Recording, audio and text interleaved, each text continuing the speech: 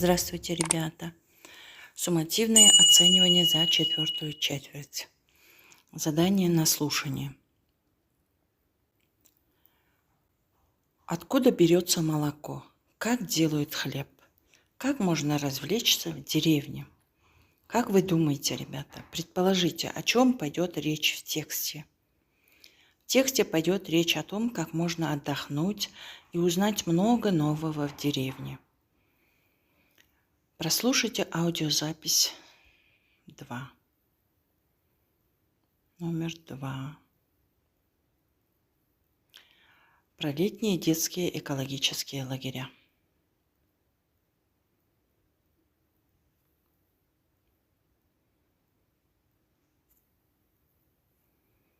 И ответьте на вопросы.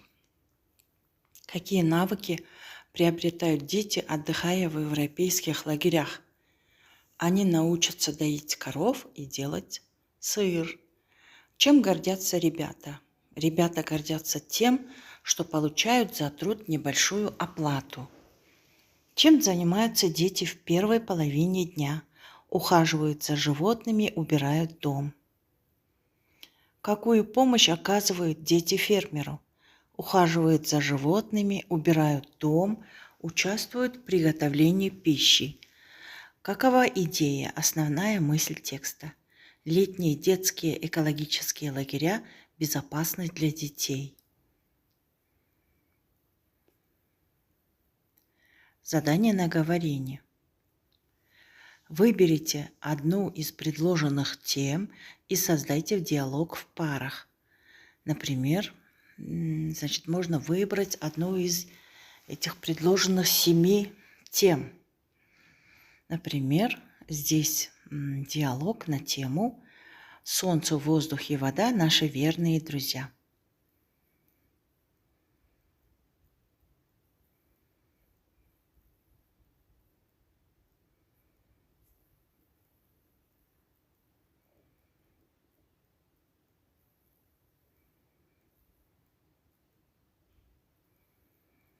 Задание на чтение. Прочитайте текст, выполните задание. Привет, мой друг Алдан. Извини, что я не сразу ответил на твое письмо.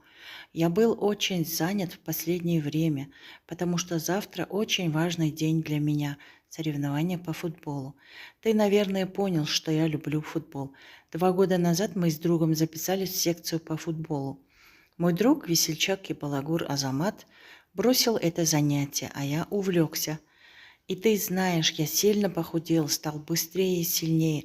Девчонки на меня заглядываются. Советую тебе заняться каким-нибудь видом спорта, а то такой худющий. А наша команда теперь известна в городе. Мы участвуем в общешкольных соревнованиях и часто выигрываем. Иногда я очень устаю и засыпаю на ходу. Ну все, что-то я разболтался. Пока. Пиши. Твой друг Ержан. Почему Алдан не получил быстрого ответа на свое послание? Ержан был занят. Как повлияли занятия спортом на Ержана? Сильно похудел, стал быстрее и сильнее, девчонки на него заглядываются. Определите жанр текста. Это письмо. Подтвердите жанр 2 аргументами. Использование слов разговорного стиля, структура, начало, основная часть, конец. Структура соблюдается письма. Здесь используются слова разговорного стиля и преобладают короткие предложения. Приведите 2 доказательства принадлежности текста к разговорному стилю на уровне лексики, морфологии, синтаксиса. Девчонка.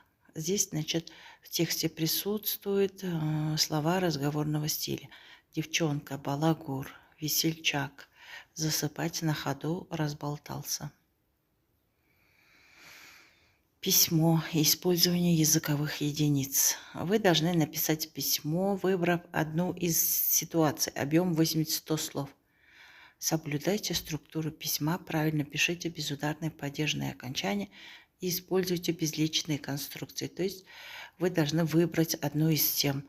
Мы выбираем спорт или каникулы и отдых. И написать письмо своему другу. Например,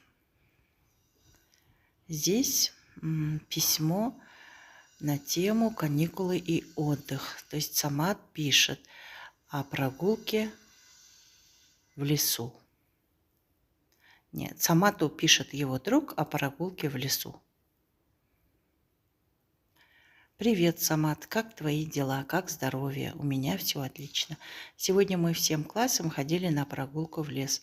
Нам было очень весело. Мы встретились ранним утром, запаслись едой и водой. В 8 часов утра мы уже устроились под прекрасным деревом. Каждому нашлось чем заняться. Построили из веток шалаш, наблюдали за игрой лесных животных, просто дышали свежим воздухом. Я даже видел зайцев. По всему лесу разносился цветочный аромат. Мы устроили пикник на красивой поляне, откуда видно маленькую речушку. Я с Азатом играл в бадминтон, а Сауле собирала полевые цветы. Затем мы поиграли в мяч, пообедали вкусными бутербродами. К вечеру мы двинулись в обратный путь. Все были уставшие, но счастливые. Прогулка в лесу летом всегда оставляет море впечатлений и удовольствия. Я надеюсь, что ты приедешь к нам на каникулах, и мы с родителями отправимся на прогулку в лес. Твой друг Алихан.